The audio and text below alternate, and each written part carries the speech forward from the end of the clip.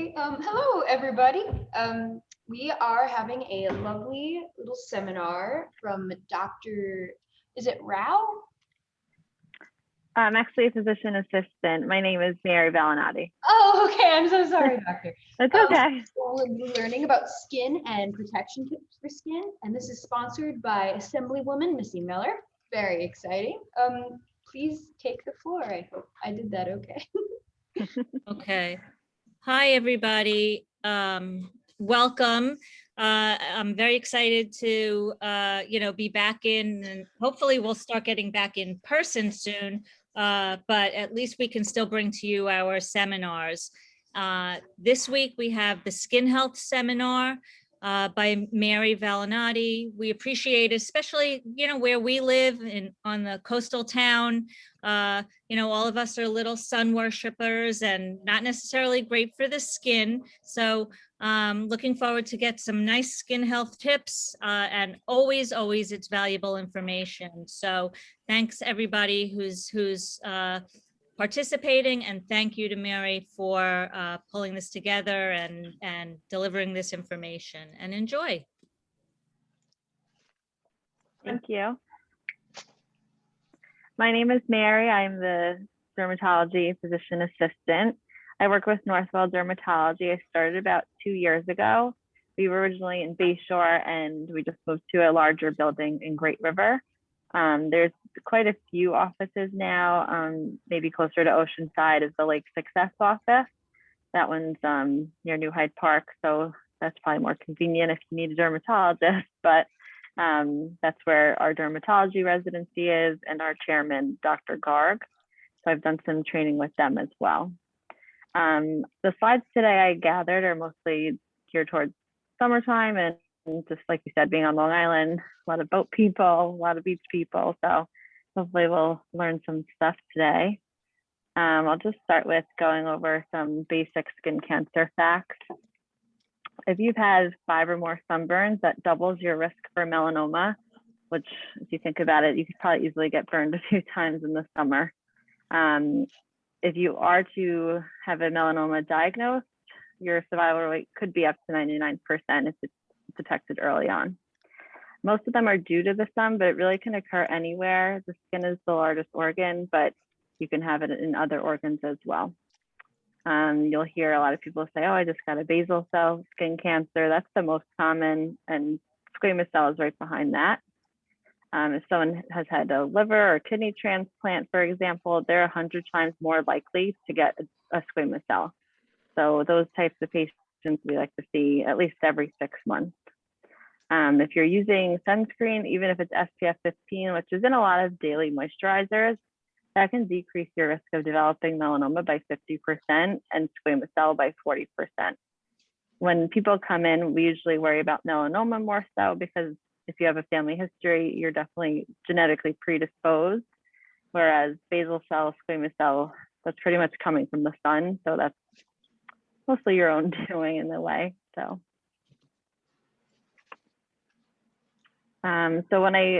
when you look at sunscreen, you'll usually see, UVA, UVB. How I remember it is UVA, A is for aging, so that's what causes the skin damage, and B is for burning. So that's where the sunburns come in, and then eventually skin cancer. So when you see something broad spectrum, it means you're going to get coverage from both, which is a good thing. I think indoor tanning, I don't know if anyone remembers the tan mom. She brought her 5-year-old daughter tanning. I think this is kind of falling out of favor because we have, this booming wellness industry where there's skin peels and organic spray tans and juice cleanses and whatnot. But I still see them on some of the strip malls. So if you do go indoor tanning, it's 10 to 15 times stronger than, say, you went to the beach today.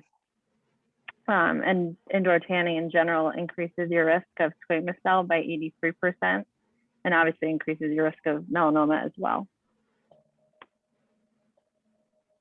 I have a lot of patients that are mostly Caucasian, but in our area, but we do have other skin types. So even skin of color, a lot of the time they tell me they don't wear sunscreen, but it's equally as important. obviously more common in lighter skin types, but we do have to worry about wearing sunscreen. Skin cancer represents 2 to 4% of all cancers in Asians, 4 to 5 in Hispanics, and 1 to 2% of all cancers in Black patients. The darker skin types tend to have melanoma appear on the palms, soles of the feet, nails. Those are more common. For example, Bob Marley, he died of melanoma on his toe, and he was brought to New York City. He had his toe amputated, and at that point, it was already in his lungs, his brain, and his bones, I believe, at the time. So it can, be pretty scary. Basal cell, like I said earlier, it's the most common skin cancer among white, Asian, and Hispanic people. And you'll see, this guy on the bottom right, he has a basal cell and his skin is pretty dark. So some people are covered in moles or spots, sunspots, liver spots, and they just don't know what's normal. I think the easiest thing to remember is the ABCDE rule. A for asymmetry, as you see in the first picture, it just doesn't look even on all sides if you were to cut it in half or cut it in half again. The border in the second picture doesn't look like a perfect circle or oval, it just has irregular borders. And then color, you want to look for variegation. It's okay for something darker brown, but this you see dark brown, black, no pigment at all, no color. You see some pink, so that's a little worrisome. The size, you can have larger lesions and that's okay, but when they kind of look a little funky like this, if it's larger than the head of an eraser, then that's definitely something you should have checked out. That's mostly from atypical moles to melanomas. Squamous cell, those are a little bit different looking, definitely red, rough, and scaly. They usually appear later in life, but we've had, 24-year-old females come in with skin cancer actually. So it's not just the older population. Basal cell, those are pearly dome-shaped papules or bumps usually, but those can also have brown in them. So it gets a little seedy. Here are some more pictures of what a basal cell will look like.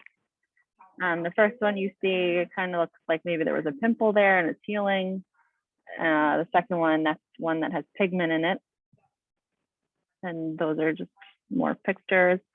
Sometimes they look like a scar. Really, it's hard to tell. So if something's new and not healing or just not going away, or if it's bleeding and this repetitive cycle, I would definitely have that spot checked out. Back to squamous cell, this could even look like eczema or psoriasis to some people, but mostly sun-exposed areas, head, ears, forearms, hands. Usually the left side, driver's side, we see that even more often with the sun exposure.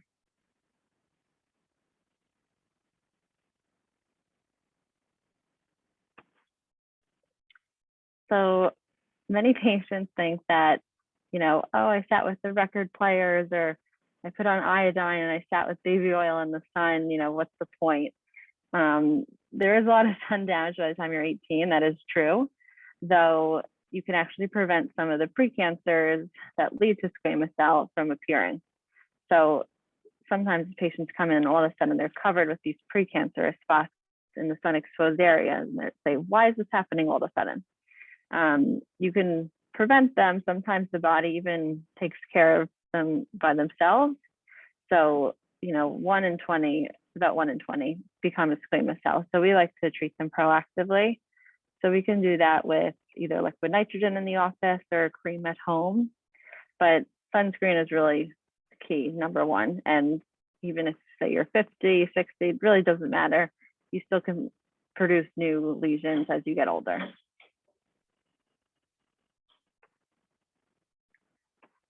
We had a lot of questions of which one should I buy, what kind, what does this mean, what does that mean? So when you're actually looking at the number, it's a lot of marketing really, because the SPF number actually represents how long the sun's UV radiation would take to burn your skin when using sunscreen versus the time without. So if you use SPF 30, it would take 30 times longer for you to burn than if you were wearing no sunscreen at all. So we're looking at SPF 30, that actually allows 3% of that UVB, the burning rays, to hit the skin, whereas SPF only allows 2%. And that seems like, oh, that's not a big difference, but it's actually 50%. So it is significant. I usually tell patients, 45, 50 or higher, then I'm happy with that. These are just some brands I usually tell my patients. If you look for this blue sticker on the right, that's pretty much approved by most dermatologists. You'll get a long list of different brands that you could try out. I like the La Roche-Posay. They have that in like CVS, Target. You could buy it on Amazon, I'm sure. A lot of moms seem to like Blue Lizard. Coats is another good one. That one contains only titanium and zinc oxide, which are minerals, and they block the sun. So a lot of people, I think now it's in magazines, they seem to advertise it that, you shouldn't use a chemical sunscreen. You can. There's really not anything to be worried about with chemical sunscreens, but if you use a chemical sunscreen, the body absorbs it, whereas a mineral just sits on the skin. So small difference, but I usually like the mineral ones better personally. Another good brand is Elta MD. I think they sell that in the stores. I know we sell it out of our office, but I'm sure you could Google and find it. And again, broad spectrum is always a good idea.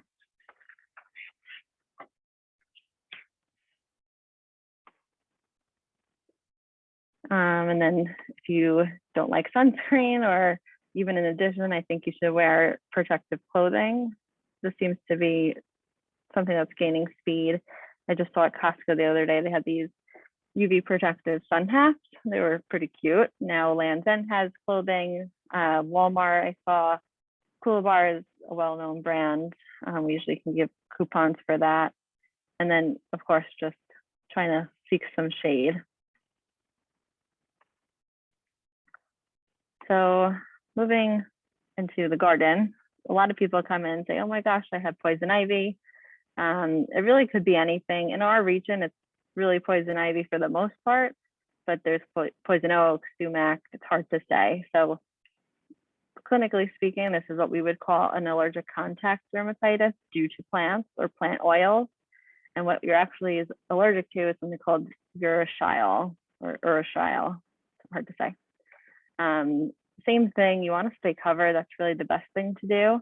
But when it's 90 degrees out, I totally understand that you don't want to be wearing long sleeves, boots, and pants. But if you can stay covered, that's best.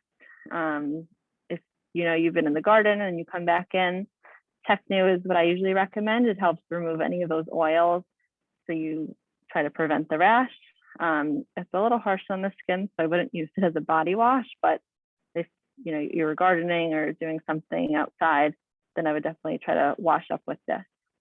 So when people come in, they have maybe just redness, itching like crazy, they can't sleep, or if it gets really bad, it can end up blistering. And if that's the case, usually they come in within a few days to a week, and I reassure them that you're not contagious. You're not gonna go to your grandchildren. Once you shower, the oils are off you, so you can't even throw it on yourself. But I do like to remind people that if you do have the rash, it could take 3 weeks for more spots to pop up. So say you have it on your forearms, and then 2 weeks later it's on your abdomen, and you said, I had a shirt on. How did that happen? When you do have the oil on you, it spreads very easily. So maybe you had an itch, or you went in to use the bathroom, and it goes places you would never want it to go. So you do have to be careful. Benadryl can help, like diphenhydramine. That's the generic name for Benadryl. That's helpful for at night. I definitely wouldn't take it during the day. It makes you a little drowsy. And over-the-counter steroids really aren't strong enough most of the time for poison ivy. It's such a fluid reaction for a lot of patients. So if you see even if you ask your primary doctor, we usually recommend a steroid prescribed called betamethasone. It helps with the itching. It's a strong steroid, and it will help dry up any of those blistering or vesicle lesions. So there's interesting cross-reacting substances. So sometimes we'll see people come in and they have a rash only on their lips or on their face, and it's just kind of strange that all of a sudden it's only in that distribution. So people that are allergic to this urushiol, they could also be allergic to the mango rind. So if they're eating a raw mango, then we would see it on their face. And also raw cashew nuts, which I don't think we really see too much. Usually what we see in the store is already shelled or roasted.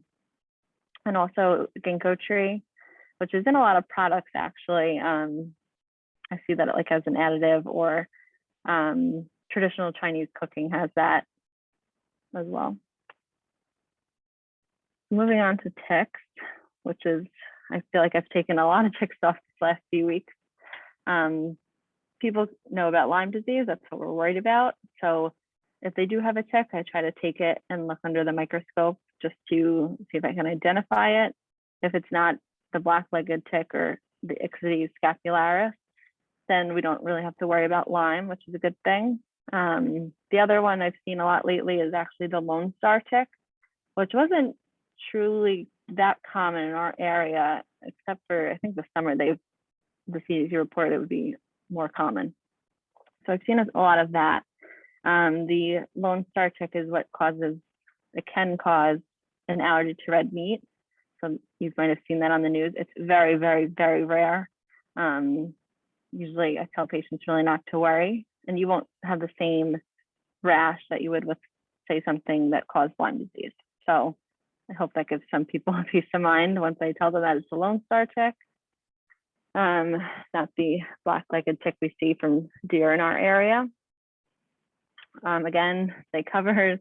If you're hiking or even around the beach, they're just everywhere, it seems. Or if you have pets, definitely check them as well. Usually I recommend off. I have a lot of people coming in with like lavender oil, or these things do work, but there's really nothing wrong with DEET. You could even spray it on your clothes and then get dressed. They stopped doing studies in 1992 because they found that it was not clinically significant. There was no effect on one's health. So it's safe for you to use, your kids, your grandchildren. There's really no issue there. So how do you know if you were bitten by a tick and if you're affected? Usually you get a bullseye rash like you see in this picture. It's usually red with a central clearing around it and then another red ring. Some people can just have the rash. Some people can just have the fatigue and joint pain. Both, it really depends. Once we see the rash, it's pretty much a home run. We know what's going on. So there is treatment, oral antibiotics, which is doxycycline, and it's well tolerated. We give it to kids even as young as 8 years old. So it's an easy treatment, and there is a blood test to see if you had Lyme, but it takes up to 6 weeks for it to even show up in the blood. So at that point, it's kind of moot. So once we see the rash, we absolutely know.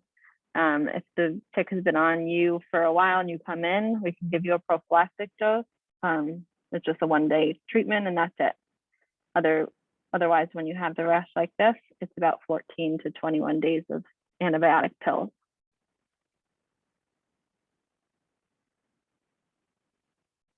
Let's just go into the weeds a little bit more. Lyme disease can get a little complicated, but you can have just the rash, early localized disease early on, and then even weeks later, months later, you can have the symptoms appear. So it's really best to check yourself for ticks so you don't have to worry about it down the line. Moving on to another summer-related topic, Lyme dermatitis, margarita dermatitis, phytophotodermatitis. These are all the same things. These actually, it's from lime juice, lime oil on the skin, but it really could be from any other thing like celery, lemon, parsnip, the sap from fig trees, grapefruits, bergamot oranges. Those are just a few things. If you've had it on your skin and you don't wash it off and then you sit in the sun, you can get these types of rashes. This is actually my friend's arm from over the weekend, and we were squeezing some fresh limes, and I said, oh, make sure you wash your hands. So she washed her hands, but not her forearm, and she had this pink rash, and then 2 days later she got the blister. Not everyone blisters. You really can just have the discoloration like you see on this woman's leg, where it just looks like a splotch of paint almost. And that could last for a little while because it takes a little while for it to process that pigment out. If this is the case, if you know you're dealing with this, it's best to wash right away if you're going to be in the sun. Nothing really to worry about, just more interesting than anything else. Usually cool compresses, like for the blister here. You can use topical steroids. For her, I just told her to leave it alone, and if you wanted to keep it wrapped as the blister pops, that's fine, just to keep it covered. But she was pregnant, so we didn't do any steroids for her.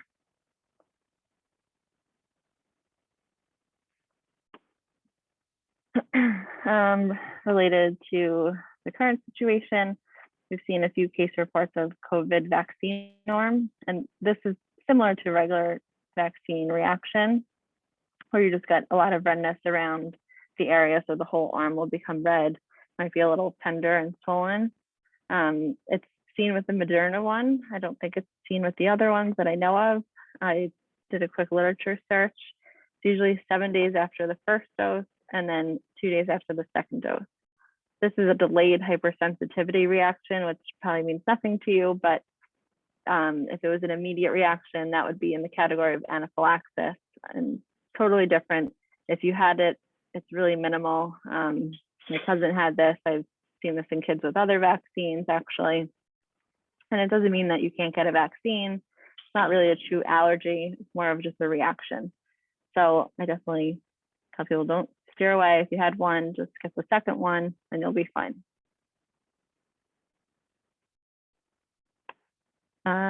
So shingles, similar, related to vaccines. Usually this is in older populations, but I have seen it in people in their 20s and 30s.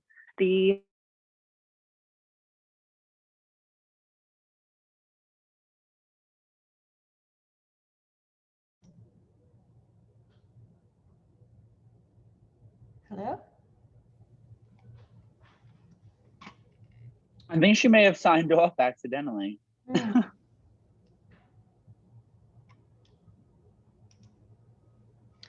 going to pause the recording.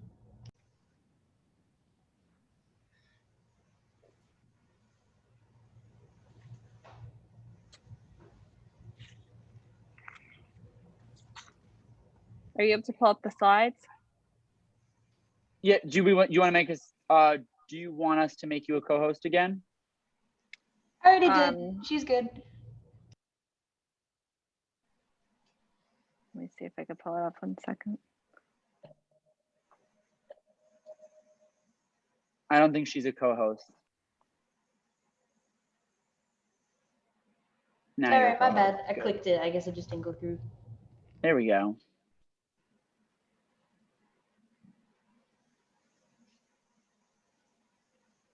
We're glad you're back. To see anything? Are you able to see anything? No. Okay, do you want to share my slides? Because I don't think it's working.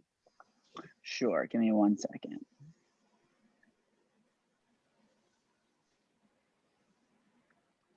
All right, can you see them? Yep. You were on shingles, I believe, Shingles, right? yep. Mm-hmm. All right, is that good? Perfect, thank you. No problem. Okay, so I'm not sure where I cut off, but I wanted to talk about this because I was just talking about the COVID vaccine, and I think it's important to get the shingles vaccine also in the right population. I have seen this in younger people, but it is more common as you get older. So a lot of people get nervous saying, is this chickenpox? It's actually the chickenpox virus reactivated. So you might have had chickenpox as a kid, most of us have. And we even see people that had the chickenpox vaccine, which was after 1992. You can still get shingles or zoster. And what it is, it's just a virus that lives in the nerve, and it's a nerve that travels to the skin called a dermatome. So if you see in the diagram below, those are the dermatomes of the skin. So it always is one-sided or unilateral. So a lot of people come in and they say, oh my gosh, do I have shingles? But it's really, if it goes past midline, it's not shingles. So the CDC actually reports that about 30% of people in the US will get shingles, which is a pretty large population. And if anyone's ever had it, it is very, very painful. And even after the rash resolves, you can have something called post-herpetic neuralgia. And it's all the symptoms and pain and tingling and whatnot of shingles without the rash. And that could last months to years. And even if you've had the rash before, you can get the rash again. It's nowhere you can say when or if, but it could happen. So I think after a year, if you had shingles and then a year later, I think you should get the vaccine. There's 2 available right now. One's a single dose, one's 2 separate doses. Usually it's for 50 and over. And the good thing is that you can reduce your risk of getting shingles by 97%, which is really, really effective. And actually the post-herpetic neuralgia I was just speaking of, you can reduce your risk of that up to 89%. So definitely something to think about if you or someone has had this. Next slide. Just at the end of each visit, I feel like I'm asked these questions, so I figured I'd go over it.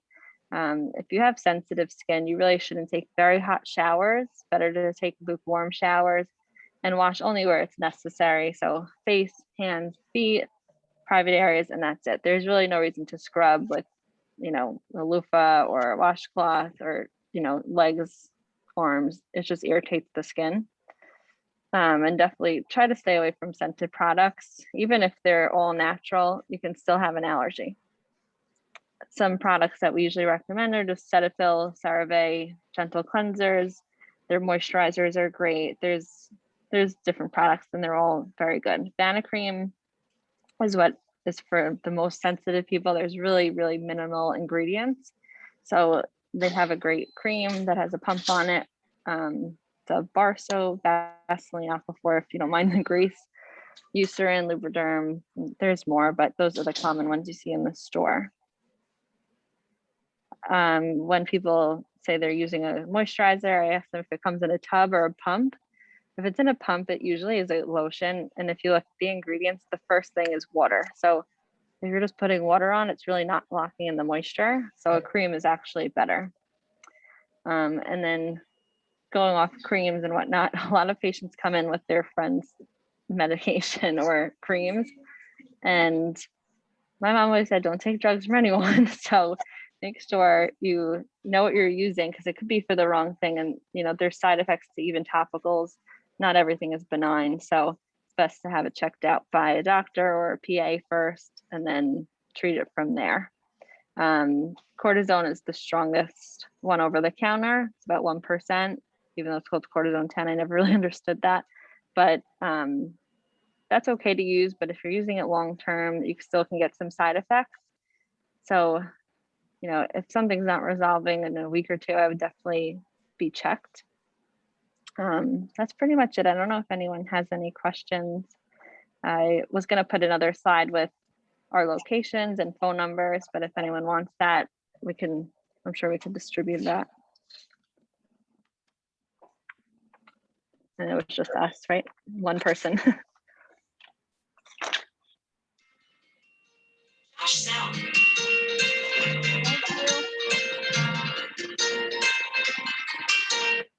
Hi, Josh.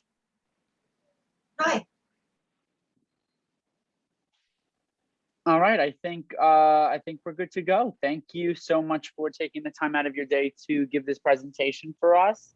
I think it's so appropriate due to the fact that we are, on an island and it is summertime. So I just wanted to thank you again for giving the presentation. Thank you. Thank you for having me.